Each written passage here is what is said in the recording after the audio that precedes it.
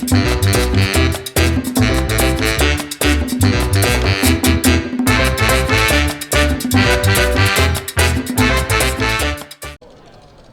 we're here at K-Scope 17 in beautiful San Antonio, Texas, and I'm here with Shankar, who is in charge of the planning division. So how long have you been working with planning? I've been with Hyperion Planning since 2006 now, so that's close to 11 years. And then I've been in charge of Hyperion Planning until we launched the cloud, and also continuing since then. I've also been instrumental in the planning on the cloud, launched in 2014. And I've been responsible for that. And also now I take care of the EPM platform, which is managing all the requirements coming through from enterprise planning and budgeting cloud, financial consolidation and close, tax reporting, all those come through to the platform, and those are all my responsibilities. Okay? That's a lot, Shankar. Yeah. So with all of these new products that you're in charge of, what do you really think is the newest features that people are going to be excited about? Yeah, I think we have a lot of new features which just got released in the June timeframe, and the most exciting one is strategic modeling, which really is a unique set of capabilities we have in the cloud now, which allows people to model for n number of scenarios across various models they can just create on the fly. And this is similar to what we had in on-prem with the Hyperion Strategic Finance product. So it really takes the modeling, especially the financial modeling aspects, which is applicable for the CFO's office and also for the sales ops finance groups, to a really a different level of modeling, because you can do things which you cannot do in a typical Essbase type database. So the engine is in memory and the calculations are iterative, and they support back solving. So it's really some things which are totally unique, and that's what I'm really excited about.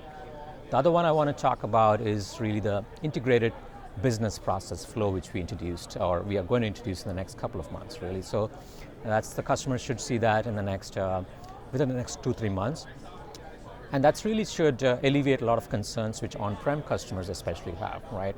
Because I've been talking to a lot of customers at K-Scope, and we have customers who have many applications, and they're concerned about, bringing it onto the cloud where you have one subscription is one application.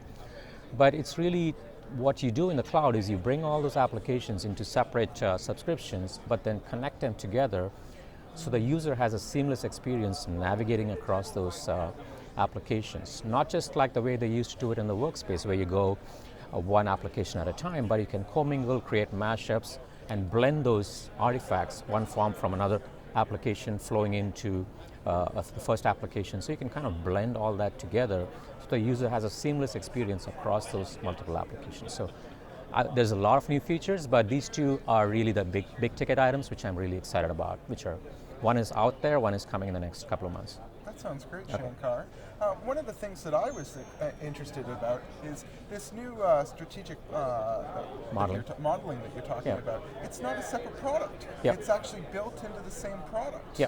That's the exciting part, because on-prem customers always had this issue with, they have an Essbase database from where they're using for staging. They're moving stuff over to some to the planning product, some to the Hyperion Strategic Finance product, and then you have the reporting aspects. Now that it's all in one platform, you have a seamless integration going top-down from strategy to operations, and going from finance across multiple departments and non-finance groups within the organization.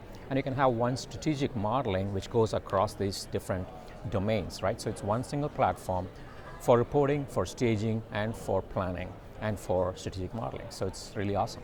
Yeah. That sounds great. Is there anything that you'd like to say to current on-prem customers who seem to be trepidatious with going to the cloud?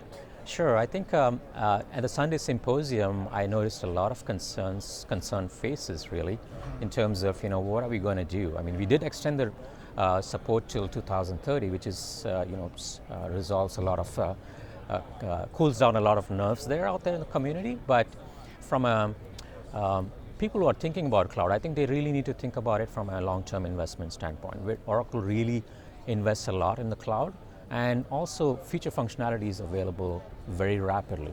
And because we crowdsource the customers' feedback so rapidly every month, bug fixes are so fast and snappy that you leverage something which another customer reports in. Although you may not have hit that bug, but another customer has hit it much before you, and we fix it, and you can leverage the benefits out of it right away. And that's a crowdsourcing benefit which is not available. And for customers who are concerned about multiple applications or things which they're doing on-prem, those are all being solved within the cloud. So I think I've spoken to a lot of customers even after their concerns, and they have kind of settled down to saying this is going to be a good thing for us. And we have customers who have more than 2,500 users in a single application in the cloud. And it's not a cloud versus on-prem, it's a hybrid, right? Because it's not a shut down on-prem, move to the cloud kind of phenomenon.